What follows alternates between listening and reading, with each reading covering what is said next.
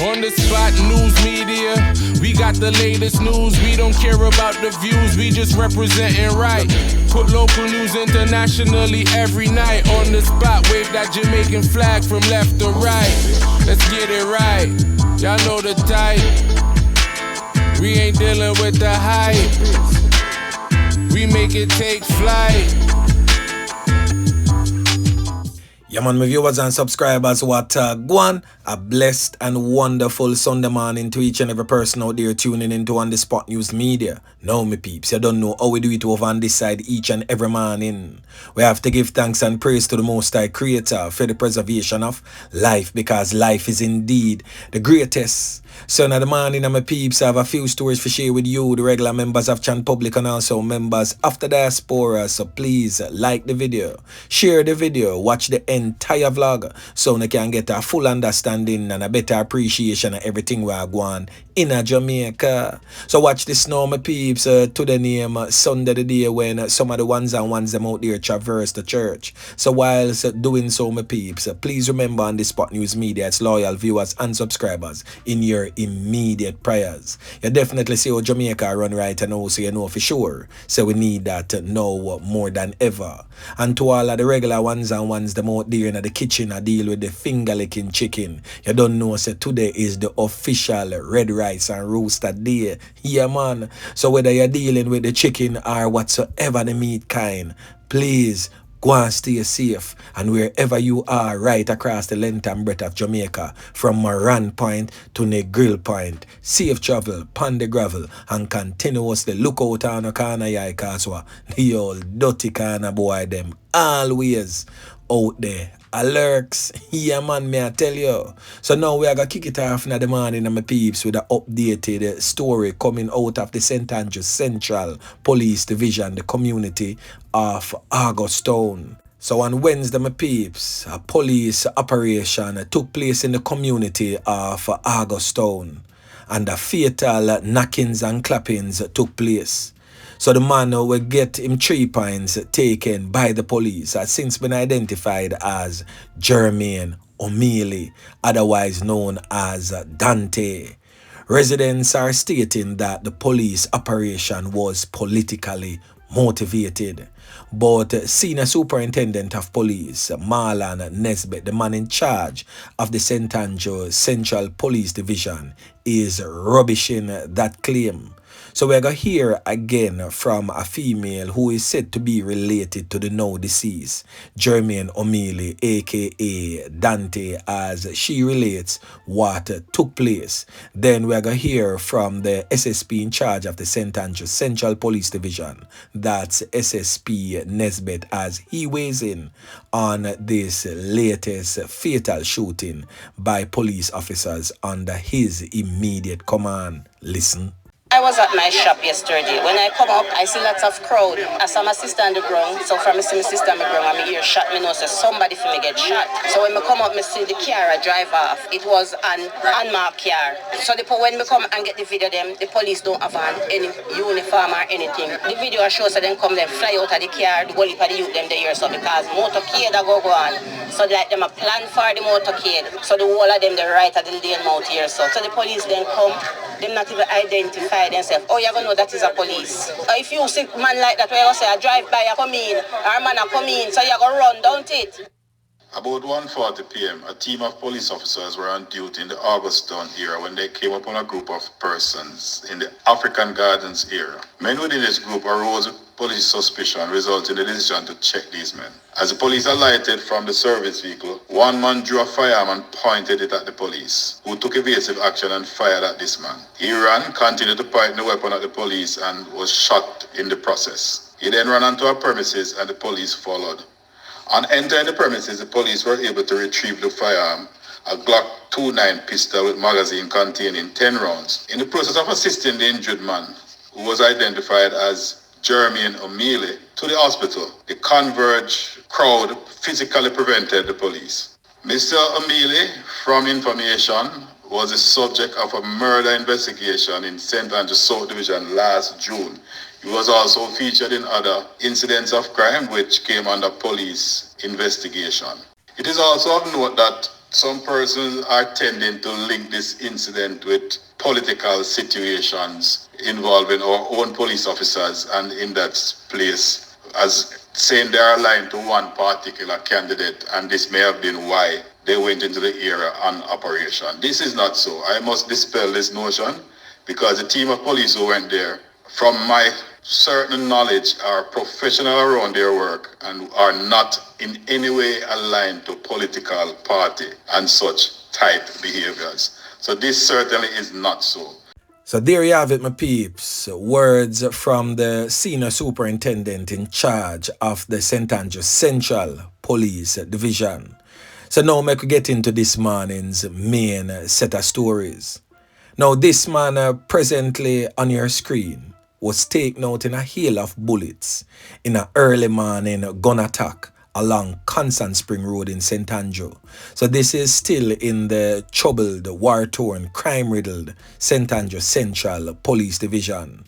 The deceased man presently on your screen has since been identified as Kashawn, said to be a producer for a record label known as Young Dan Records. Now on the Spot News Media understands that Kashawn was leaving the popular nightclub known as Taboo, and he was in the vicinity of Taboo when he was pounced upon by a lone gunman. It is said that Kashawn was conned up multiple times all over the upper body and head. It is said that he was sitting inside his black Mercedes-Benz motor vehicle. Kashawn is also said to be the spouse of reggae dancehall icon Beenie Man's daughter. Yeah, man. Now, that daughter is said to be known as Disha Ravers, a part of the Ding Dong Ravers dance group. The police were summoned on that scene, and upon their arrival, they took the producer to the hospital where he was pronounced you know what. Young Dan Records is known for producing dancehall artists such as Jashi, Aishana, and Pablo YG. The producer is also known as an icon in the Mandeville community in Manchester. Now, information surrounding his knockings and clappings is said to be that of a hit that was placed on his head. It is said that he was implicated in a recent knockings and clappings in his environ, that is in the Manchester Police Division, where it is said that he paid a man for clap with a next man. But that knockings and clappings was foiled, as the man was only conned up and seriously injured. Now it is said that his knockings and clappings is arising from that particular shooting. Now on the Spot News Media will most definitely be doing some more digging to see if we can put the pieces of the puzzle together as it relates to Kashawn's knockings and clappings. Yeah, man. Now we are going to trod over there in the Kingston Western Police Division, where a fatal knockings and clappings of a 16-year-old female took place in the Top Jungle section of the Kingston Western Police Division, a part of the Top Jungle area known as Albion Avenue. Really, really sad, because the deceased is said to be an innocent bystander, or what we would call a casualty of war. Now, the deceased in that fatal knockings and clappings last night has since been identified as 16-year-old Bianca Thompson, but more popularly known as Abby, said to be a student of the St. Andrew Technical High School. Now on the Spot News Media get to understand that Abby was home along with other family members in a board-structured house at their address at 1A Albion Avenue in Kingston 5. It is said that sometime close to midnight, somewhere around 11:30 or a little bit after that, but very close to midnight, criminal elements armed with high-powered rifles went in search of a particular family member that they got information that he was in that house. So the criminal elements prized a window open and just opened gunfire in that dwelling home. It is said that the gunfire was sustained and rapid. Residents heard over 40 to 50 gunshots fired in that house. Now it is said that when the smoke was clear and the gunmen escaped in the area on foot, curious onlookers went to see what was happening over the house if anyone got hurt. And that is when they saw the 16-year-old Abby laying on the ground right beside a bed in a room in the house with what is said to be multiple corn-up wounds all over the upper body and head. It is said that the family member escaped through a back door.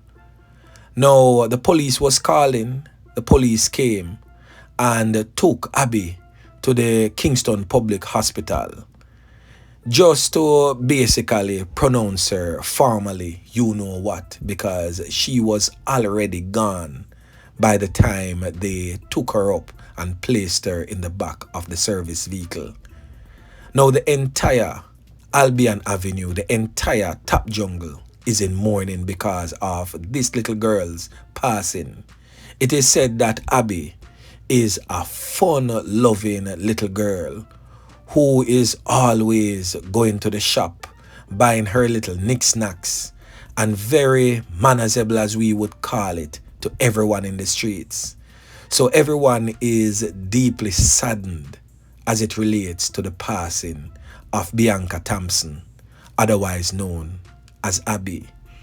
Now, for that family member, you know yourself, I will not mention your name just yet, because On The Spot News Media will most definitely be doing some digging into who you are, even though I already know who you are, but to know a little bit more about who you are and what kind of mix-up you really find yourself in to make criminal elements come after you in such a brutal way and taking the life of your own cousin.